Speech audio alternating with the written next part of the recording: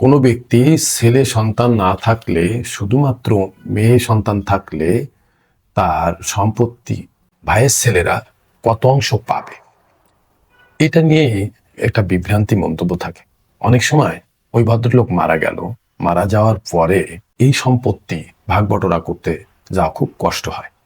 যখন আমি ওই যে সম্পত্তি, আমি একজন মেয়ে মানুষ হিসাবে যখন আমার বাবার এই সম্পত্তি ভাগ বটরা করতে গেলাম, আমার মামাদের বা পাশের লোকজনদের নিয়ে যখন বসি, তখন দেখি যে আমার চাচাতো ভাই তারা এসে হাজির, তারা এই অংশ এখানে পাবে।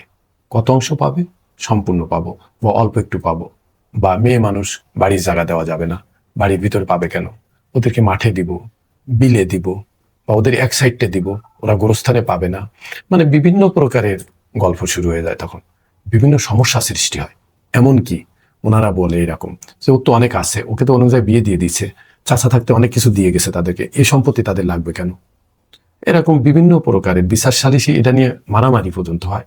এমনকি এটা নিয়ে কোর্ট কাছারি বছরের পর বছর, মাসের পর মাস।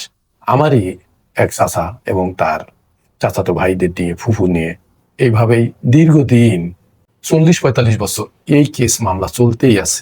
চলতে চলতে চলতে চলতে আজ পর্যন্ত শেষ হয়নি। আমার চাচাও মারা গেছে, আমার চাচাতো ভাইরাও মারা গেছে, কিন্তু কেস এখনো রয়ে গেছে। তাই আজকে আমি বলবো যে যদি কোনো ব্যক্তি মারা যায়, মারা যাওয়ার সময় তার যদি শুধুমাত্র মেয়ে থাকে, ছেলে সন্তান না থাকে, তাহলে মুসলিম ফারাজ আইন অনুসারে সে, তার চাচাতো ভাইরা এই সম্পত্তির কত অংশ পাবে, বা তার ওই বোন সেই সম্পত্তির, তার বাবার রেখে যাওয়া সম্পত্তি সে কত অংশ পাবে, এটা নিয়ে আজকে মূলত বিস্তারিত আলোচনা করব। মৃত্যুকালে ওই ভদ্রলোক, যে লোক মারা গেলেন, ওনার মৃত্যুর সময়, মৃত্যুর পরে তার সম্পত্তি ভাগ হওয়ার সময় তার স্ত্রী তার ওই সম্পত্তির 2 আনা অংশ পাবে, অর্থাৎ 16 ভাগে 6 ভাগ পাবে। স্ত্রীর অংশটা বাদ দেওয়ার পরে, রেখে দেওয়ার পরে বাকি যে সম্পত্তি থাকবে, সেই সম্পত্তি যদি একমাত্র মেয়ে থাকে, তাহলে সম্পত্তির অর্ধেক মেয়েরা পাবে, অর্ধেক ভাইয়ের ছেলেরা পাবে। আর একের অধিক যদি মেয়ে থাকে, তাহলে মেয়েরা পাবে 3 ভাগের 2 ভাগ, আর ভাইয়ের ছেলেরা পাবে 1 ভাগ। এটাই হলো মুসলিম শরিয়াত আইনের প্রথম ধাপ। যেহেতু তার স্ত্রী বেঁচে আছে, তার জীবন দশায় তার স্ত্রীর অগ্রাধিকার আগে, স্ত্রীর পরে তার ছেলে মেয়ে বা তার অন্যান্য অরেজগঞ্জ যেটা আছে তারা পাবে। তাই কোনো ব্যক্তি মৃত্যুবরণ করার পরে তার সম্পত্তি অবশ্যই অবশ্যই তার স্ত্রীর অংশটা আগে রাখতে হবে।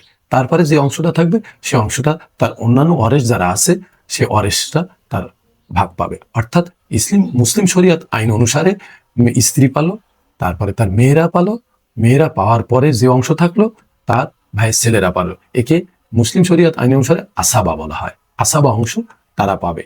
আবার অনেক সময় দেখা যায় না, তার ছেলে মেয়ে সবাই আছে, তারপরেও তার স্ত্রীর জন্য 2 আনা অংশ রেখে দেওয়ার পরে বাদ বাকি যে অংশটা থাকবে, তাই ছেলে এবং মেয়ের মধ্যে ভাগ হবে। সেক্ষেত্রে ছেলেরা 2 ভাগ পাবে, মেয়েরা 1 ভাগ পাবে।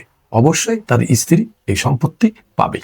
মুসলিম শরিয়াত আইন অনুসারে অনেক সময় অনেকে এটা ভুল করে, না এরকম হবে কেন, এরকম দেওয়া যাবে না, এটাই নিয়ে বিভ্রান্তি এই সমাজের মধ্যেই আছে আমাদের। আর ওই ভদ্রলোক মারা যাওয়ার সময় যদি দেখা যায় যে না, তার সম্পত্তি সব রেখে গেছে, সেই সম্পত্তিটা তার 2 ছেলে বা তার মেয়ে উভয় আছে, তাহলে দেখা গেল এই ছেলে মেয়ের ভিতরে ওই পূর্বে যে কথাটা আমি বললাম যে ছেলেরা 2 অংশ পাবে, মেয়েরা 1 অংশ পাবে, কিন্তু ভাইয়ের ছেলেরা কোনো অংশ পাবে না এখানে। তাই মুসলিম শরিয়া আইন অনুসারে আমাদের সমাজ ব্যবস্থা খুব জটিল।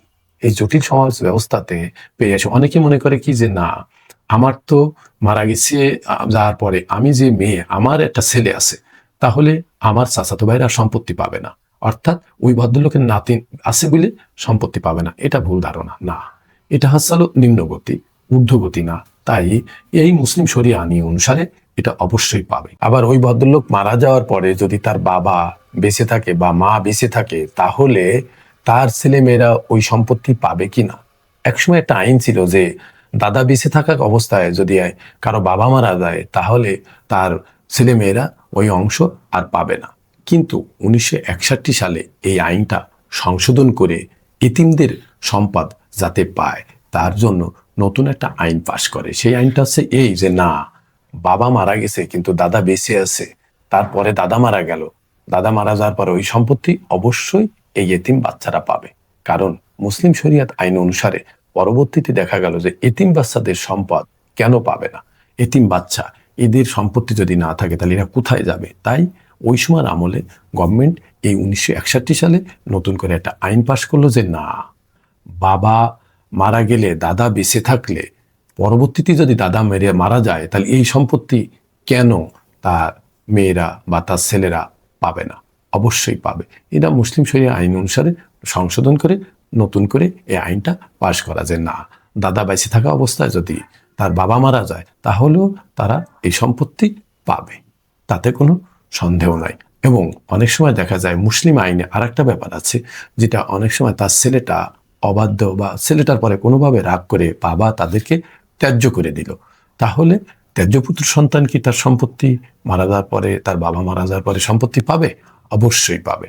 অনেকেই এটা নিয়ে সমাজ একটা বিভ্রান্তি আছে যে না, তাকে ত্যায্যপুত্র করে দিয়ে গেছে, তার ওই সম্পত্তি আর পাবে না। তা না, অবশ্যই মুসলিম শরিয়া আইন অনুসারে আছে যে না, তার বাবা তাকে রাগ করে হোক, কোনো ভুলের কারণে হোক, তাকে ত্যায্য করলো, ত্যায্য করে যাওয়ার পরে তার বাবা মারা গেল, মারা গেলে তার বাবার এই সম্পত্তি অবশ্যই অবশ্যই তার ছেলে পুনরায় পাবে, এতে কোনো সমস্যা নাই। কিন্তু অনেকেই এটা নিয়ে বিভ্রান্তিপূর্ণ মন্তব্য করে যে না, ওকে ত্যায্যপুত্র করে দিয়ে গেছে, ওই সম্পত্তি আর পাবে না।